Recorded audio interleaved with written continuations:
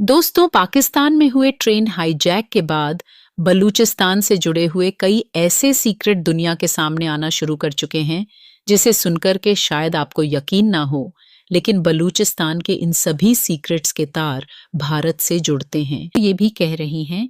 कि बलूचिस्तान में जो इस समय देखने को मिल रहा है, इसके पीछे चाइना का पूरा हाथ होने के साथ साथ अब बलूचिस्तान हो से सीधे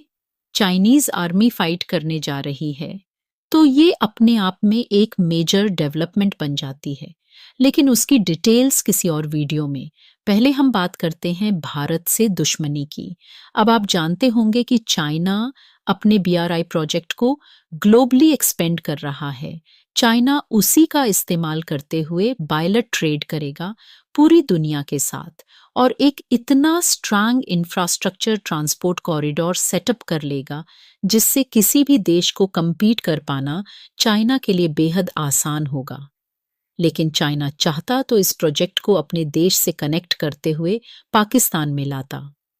पाकिस्तान के पंजाब प्रोविंस के साथ साथ सिंध प्रोविंस में पहुंचते हुए तमाम पोर्ट्स को कनेक्ट कर सकता था। लेकिन गदर पोर्ट को ही टारगेट इसलिए किया गया क्योंकि गदर पोर्ट से कुछ ही दूरी पर है ईरान का चाबहार पोर्ट और यहीं से चाइना की पोल खुलती है, क्योंकि चाबहार पोर्ट भारत के नाम हो चुका है अगले 10 सालों के लिए और परमिशन खुद ईरान की तरफ से भारत को दी गई है क्योंकि भारत ने इस पोर्ट में मेजर इन्वेस्टमेंट कर रखी है। और सबसे बड़ी बात कि भारत ने अमेरिका जैसी ताकत से भी इस पोर्ट के लिए लड़ाई की और अमेरिका ने वैसे तो ईरान पर तमाम प्रतिबंध लगा रखे हैं, लेकिन एक स्पेशल छूट दे रखी है चाबहार पोर्ट को, और इसीलिए भारत ने इसमें मेजर इन्वेस्टमेंट करने के साथ साथ तमाम रूट कनेक्ट करने शुरू कर दिए हैं। इससे भारत ने ट्रेड भी करना शुरू कर दिया है और इससे भारत और रूस इसके अलावा सेंट्रल एशिया में बहुत ज्यादा भारत की हाई कनेक्टिविटी बन गई है। और इसी चीज का कंपटीशन चाइना बनना चाहता है। अगर ईरान से मौजूद होगा,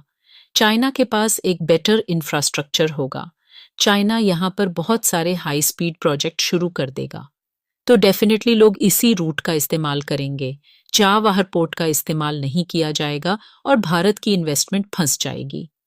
लेकिन दुख की बात यह है कि गोदर पोर्ट एक ऐसे लोकेशन पर पड़ता है जो कि बलूचिस्तान का हिस्सा है और बलूचिस्तान ऐसा कभी नहीं होने देना चाहता, बल्कि बलूचिस्तान खुद चाहता है कि एक अच्छा सा एडवांस लेवल का पोर्ट तैयार किया जाए और इससे बलूचिस्तान की इकोनॉमिक डेवलपमेंट हो। बाकी बलूचिस्तान ईरान और अफगानिस्तान के साथ ऑलरेडी काफी बड़ा बॉर्डर शेयर करता है और सबसे बड़ी बात कि पाकिस्तान के पास आज जितनी भी ताकत है उसका इस्तेमाल सिर्फ और सिर्फ पाकिस्तान के पंजाब या फिर सिंध प्रोविंस पर खर्च की जाती है। बलूचिस्तान को बिल्कुल नजरअंदाज कर दिया जाता है और जब ट्रेन हाईजैक की खबर सामने निकल के आती है तब बलूचिस्तान के लोग अपने कोशिश में हैं। वहीं पिछले 10 सालों में बलूचिस्तान ने जम करके पाकिस्तानी सेना पर हमले किए हैं, कई सैनिकों को मौत के घाट उतार दिया और यहीं से पाकिस्तान पूरी दुनिया के सामने रोने बैठ जाता है कि इसके पीछे रॉ का हाथ है, क्योंकि पाकिस्तान हम भी मारना चाहते हैं, बलूचिस्तान भी मारना चाहते हैं और दुश्मन का दुश्मन आपका दोस्त बन जाता है। लेकिन अगर बात की जाए बलूचिस्तान क्या भारत में शामिल हो सकता है, तो इसकी पॉसिबिलिटी बहुत कम है, क्योंकि हम बलूचिस्तान के साथ कोई सीधा लैंड बॉर्डर शेयर नहीं करते और इन फ्यूचर अगर बलूचिस्तान चाहे पाकिस्तान से अलग होकर के भारत में शामिल होना, तो यह पूरी दुनिया की जियोपॉलिटिक्स को पूरी तरीके से बदल करके रख देगा। क्योंकि भले ही भारत बलूचिस्तान के साथ कोई लैंड बॉर्डर शेयर ना करता हो, लेकिन इसके बावजूद भी भारत और बलूचिस्तान की दूरी सिर्फ 700 से 750 किमी की है, जो कि अरब सागर से होकर के गुजरती है। और बलूचिस्तान के पड़ोस में बैठा हुआ अफगानिस्तान, ईरान,